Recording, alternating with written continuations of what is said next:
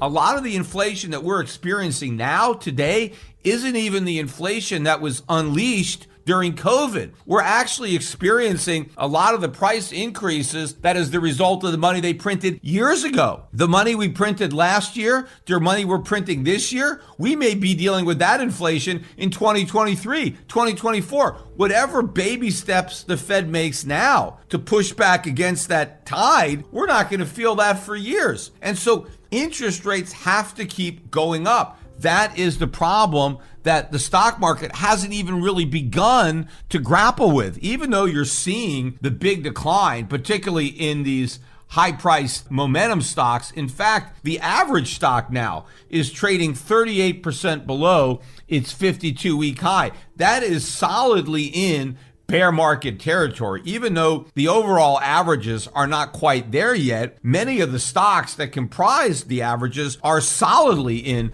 bear markets, but they're going to continue to go down because inflation is going to keep getting worse. The CPI is going to be under intense pressure from rising prices, and as more businesses pass on those higher costs to their customers, it is going to show up. And now the Fed is going to have to constantly talk about more rate hikes, more aggressive rate hikes, and the markets are going to continue to fall until ultimately they fall sufficiently for the Fed to have to call off the hikes and start reversing policy. And in fact, a lot of people already know this. That's one of the reasons that the market hasn't already fallen by more, because a lot of people recognize that a Powell put is out there. Even if the Fed wants to pretend it doesn't exist, everybody knows that there is a point where the Fed is going to cave. They can only talk about hiking rates for so long. And remember, they haven't done anything yet. All they've done is talk. Rates are still at zero. Maybe they've tapered their asset purchase program back a little bit, but they haven't stopped it. They're still purchasing bonds. Bonds are tanking, even though the Federal Reserve is still buying. And I looked at some data today showing that foreigners and foreign central banks, for whatever reason, are still buying treasuries. Despite all that buying, they're still falling. Now, at some point, the foreigners aren't going to buy any more treasuries. They're also not going to buy any more of our overpriced stocks. Before we continue, help us clicking that YouTube like button and subscribe now to our channel. This shows the algorithm that you valued this information, and it helps us spread that message. Sharing is caring. And now, again, I talked about this huge rotation going on from U.S. momentum to international value. It happened again today. There was a lot of green on my screen. Even as the Dow was down 550 points, most of my non-gold stocks were up today. All of my oil stocks hit new 52-week highs today, but all the telecom stocks, I talked about those. Those had solid gains, 1%, 2%, 3% gains today. Look at British American Tobacco. I mentioned that on the podcast, up another 2% today, new 52-week high. It's up better than 15% so far this calendar year. It's up about 30% from its low in November of last year. This is a huge move on no news. So what is driving the price of this stock up? Again, it's investors rotating out of momentum stocks into value. They can't rotate into bonds. Bonds are crashing. They can't rotate into cash because inflation is going to wipe that out. So they're doing the only logical thing, something they should have done years ago, something that I did do years ago. I did it too early, but that's because I understood from the beginning exactly where this journey was going to end up. But people are now figuring it out, and they're getting rid of these stocks, and they are buying international value stocks. It's only a matter of time before they start dumping the dollar too,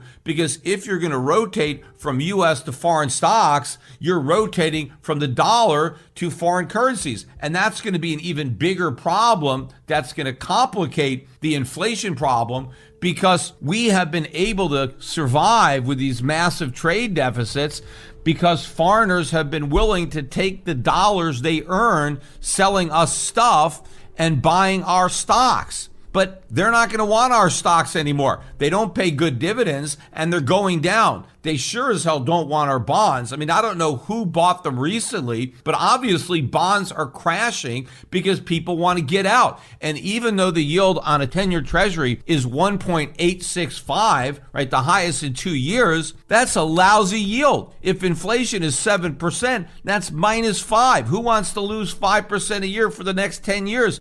If you own treasuries, you want out. The only people that maybe were in these things were momentum traders who thought that overpriced treasuries could go even more overpriced. I have bad news for you. If you're not rich by now, you're screwed. And if you're in debt, you're even double screwed. How so, you might wonder? Well, the sad truth is that you're working your whole life to make someone else rich. The mega corporations, the banks, the politicians, everyone is getting richer. They get your money. And what is even worse, they get your time, they get your life. You are not even in a rat race. You're in a financial prison. But what could a solution for you look like? Honestly, I don't know, but I know what a solution for me would look like. It's very simple.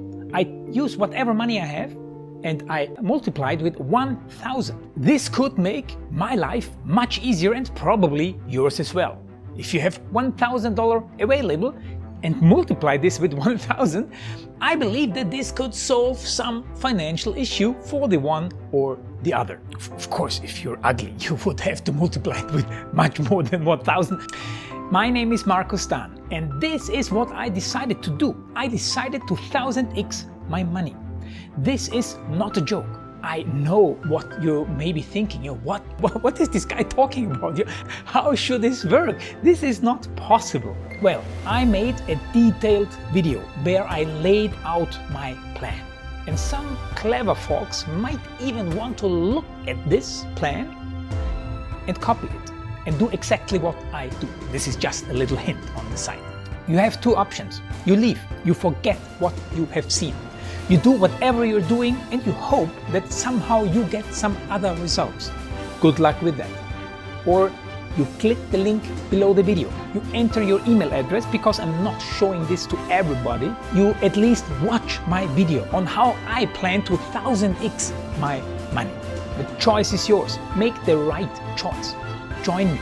See what a different future you could have. See at least how I intend, how I plan to do the 1000x. So click on the link below, enter your email address, and I see you on the other side. Your Markus Dahn.